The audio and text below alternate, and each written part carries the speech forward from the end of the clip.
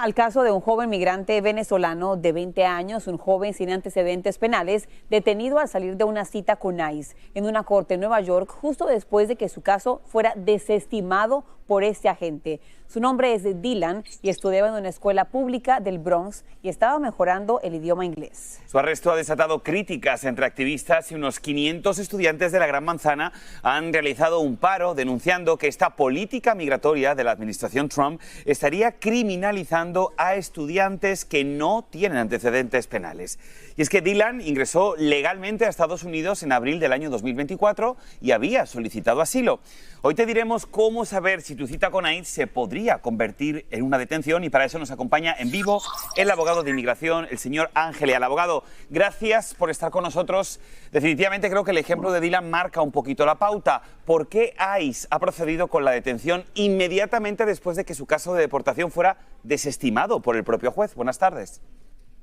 Buenas tardes, porque lo han pasado de un proceso de corte plena de inmigración a un proceso de deportación expedita. Es un poco técnico, pero básicamente el argumento es si es una persona que lleva menos de 2 años en el país, le revocaron el paro con el aviso diciéndole de que el paro se vencía la semana por haber entrado probablemente con la aplicación móvil CBP One, pasa este proceso de deportación expedita, le estiman carta de deportación expedita con derecho a pedir una entrevista de miedo creíble, pero estamos viendo que esto esté pasando más y más a nivel nacional en todas las cortes de inmigración.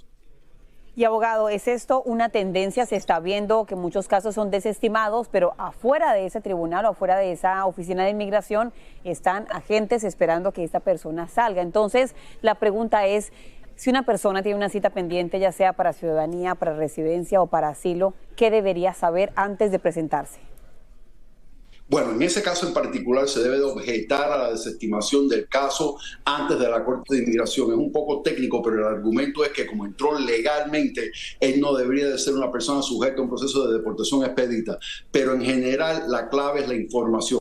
Ante su cita en la Corte, ante su cita con ICE, prepárese, revise su número de registro extranjero con el sistema automatizado de la Corte de Inmigración para ver si ya usted tiene una carta de deportación, si está en proceso de Corte de Inmigración o si eres una persona que está sujeta a un proceso de deportación expedita, particularmente si llevas menos de 2 años en el país. Y fíjate, abogado, que pues escuchando muchísimo, ¿no? Un poco la voz del pueblo y la voz de todos los inmigrantes que están en este proceso y en este limbo y que realmente tienen muchísimo miedo. Hay muchos que incluso dicen, pues es que si lo sé no voy a la cita con migración. Por eso me gustaría que aquí habláramos de ese tema. ¿Qué sucede si una persona no va a su cita en corte? ¿Qué le podría suceder?